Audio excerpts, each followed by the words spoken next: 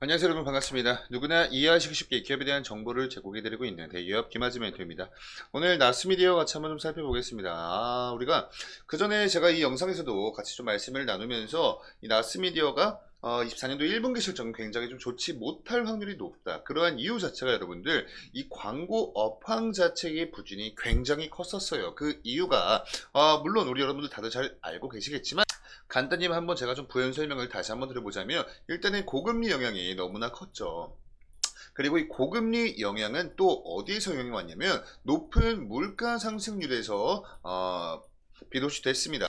그래서 이렇게 물가가 높고 금리가 높아지면은 어찌되었건 이 소비자들의 소비 심리 자체가 위축이 되기 때문에 이 광고를 맡기는 광고주들 입장에서는 같은 돈을 내고도 소비 심리가 위축됐을 때보다는 같은 돈을 내면 소비 심리가 높을 때 광고 효과가 그만큼 더 크기 때문에 이렇게 소비 심리가 지금 현재 저조할 때는 광고주들이 광고에 돈을 쓰지 않는다라고 제가 좀 설명을 드렸었습니다. 그래서 이러한 기존은 비단 나스미디어뿐만 아니라 다양한 이 광고 업계 전반적으로 엄청나게 좀 좋지 못한 영향을 끼치면서 말 그대로 실적에도 좀 좋지 못한 영향이 끼쳤죠.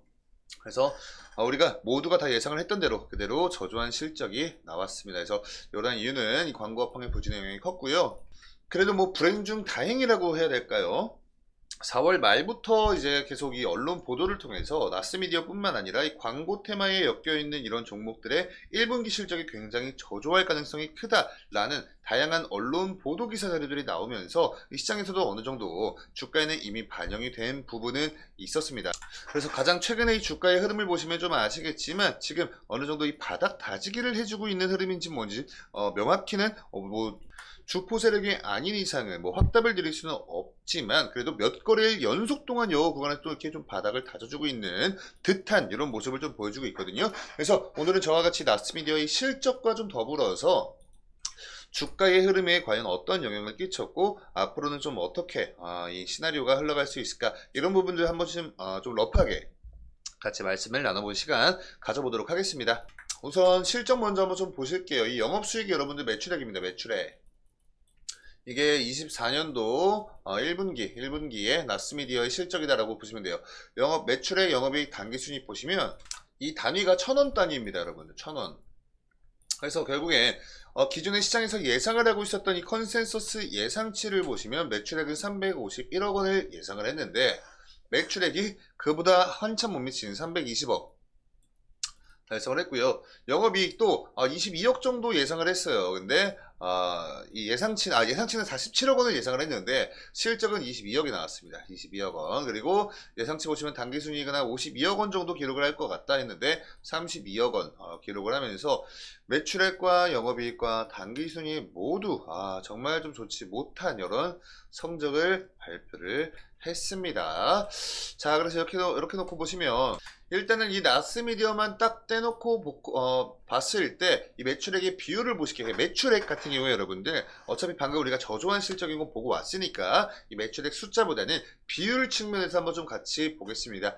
22년에서 23년 동안 이렇게 넘어오면서 좀 가장 눈에 띄는 특징 자체가 이 광고 플랫폼, 요 광고 쪽의 비율이 확 줄어들었던 걸 우리가 좀 확인을 했었습니다. 그리고 그 부분을 다행히도 이 플랫폼 부분에서 좀 메꿔주는 이런 모습을 보여주었어요. 그래서 22년도와 23년도만 놓고 비교했을 때 매출액 같은 경우에 굉장히 좀 평이한 오히려 22년도 대비 23년도가 조금 더 좋은 모습을 보여주었단 말이죠.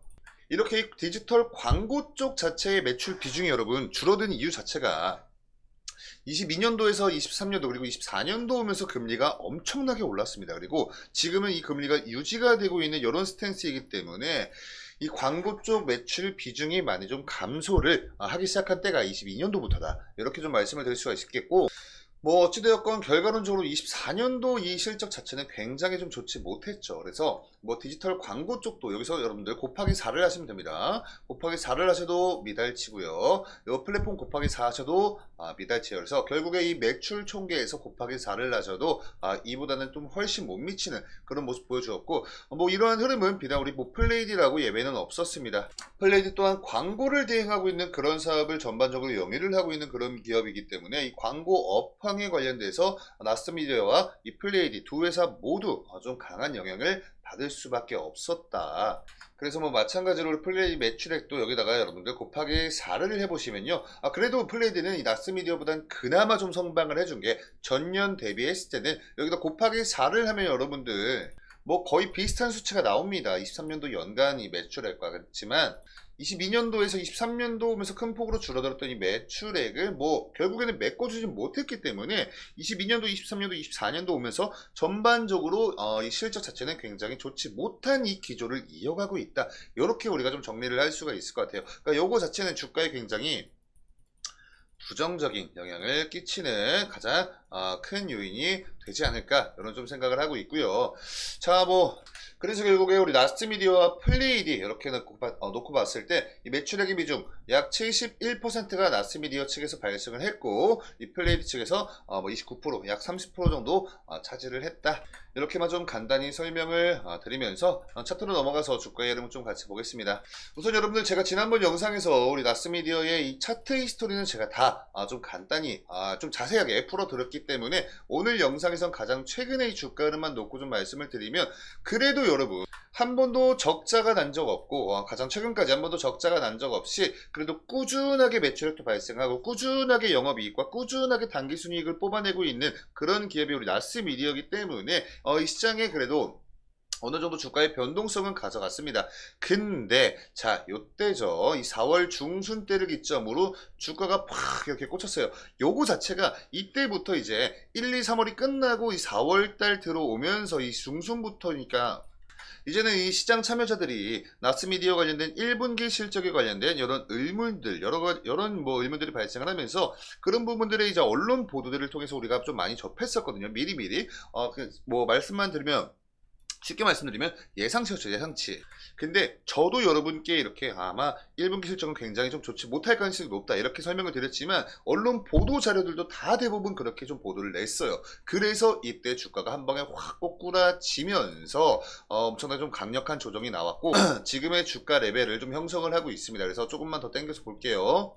그래서 우선 좀 이 단기적인 관점에서 지금 이런 박스권 횡보를 이어가지고 있습니다. 그래서 이 박스권 하단부에서 그래도 좀 지속적인 이런 좀 지지를 받아주면서 요 밑에까지도 뚫고 내려가는 주가 조정은 나오고 있지 않지만 굉장히 높은 확률로 만약에 2분기 실적 또한 뭐 좋지 못한 실적을 이어간다면 아마 좀 좋지 못한 흐름이 나올 수도 있어요. 그리고 굉장히 높은 확률로 이 2분기의 실적 또한 좀 좋지 못한 확률이 높습니다. 왜냐면 아직까지 여러분들 이 미국의 물가 상승률을 잡지 못하고 있고 금리 또한 일단은 내리지 않고 있죠. 그래서 일단은 한 3분기, 4분기쯤 돼봐야 우리 나스미디어 쪽 이런 좀 실적의 개선세가 있지 않을까. 왜냐면 이 광고죠. 광고 결국에 광고주들이 지갑을 열어야만 돈을 버는 그런 구조이기 때문에 물가가 잡히지 않고 금리가 계속해서 고금리가 이런 기조가 이어간다면 소비 실비 또한 계속해서 위축이 되어 있을 확률이 높기 때문에 이렇게 좀 말씀을 드리는 거고요.